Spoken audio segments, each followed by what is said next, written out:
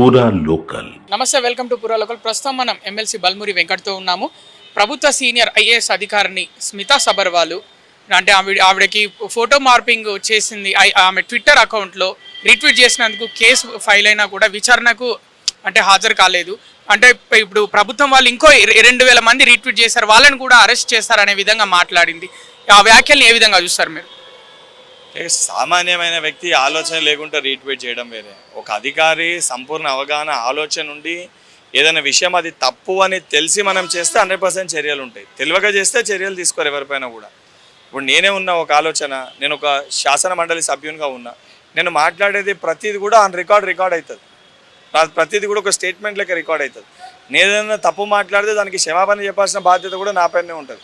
అసొంటి ఏదన్నా చెయ్యకూడదని మనం చేస్తే అది ఐఏఎస్ కానీ ఐపీఎస్ కానీ నేను కానీ మినిస్టర్లు కానీ కేంద్ర మంత్రులు కానీ 100% చట్టపరంగా ఏవైతే చర్యలు ఉంటే వాళ్ళపైన తీసుకోవడం జరుగుతుంది. నేనైతే ఆ పోస్ట్ అసలు డిలీట్ చేయనని వాళ్ళు గంటాపదంగా చెప్తున్న పరిస్థితి.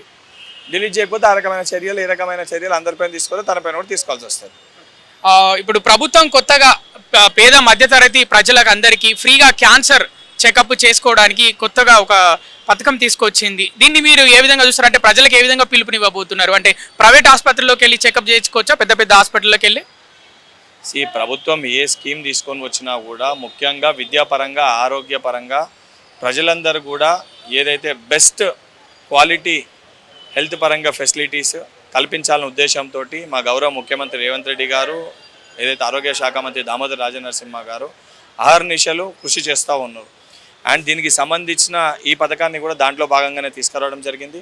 ఎందుకనంటే ఈ మధ్యలో క్యాన్సర్ అనేది చాలా విపరీతంగా ప్రతి చోట కూడా చాలా డ్రాస్టిక్గా క్యాన్సర్ పేషెంట్స్ అనేది పెరగడం జరుగుతుంది. అంటే ఆఖరి నిమిషంలో అది క్యాన్సర్ అని తెలిసేసరికి దాన్ని ఏదైతే రెక్టిఫై చేయడానికి కానీ ట్రీట్మెంట్ ఇవ్వడానికి కానీ ఇబ్బంది, అనేక మంది వారి యొక్క ప్రాణాలని కోల్పోతారు. సో వీటికి సంబంధించి ఇటువంటి సెంటర్స్ రావడం వలన స్టార్టింగ్ స్టేజ్లోనే ఈ రకమైన ప్రాబ్లం ఉందంటే అది కూడా ఉచితంగా అవుతుందని తెలిసినప్పుడు వెళ్ళి మనం పరీక్ష చేసుకుంటే దాన్ని ఇమీడియట్గా మెడికేట్ చేసి ప్రజల్ని కాపాడాలి, ఈ క్యాన్సర్ బారిన పడకుండా వారిని రక్షించాలనే ఉద్దేశంతో ప్రభుత్వం దీనికి ముందుకు వచ్చింది.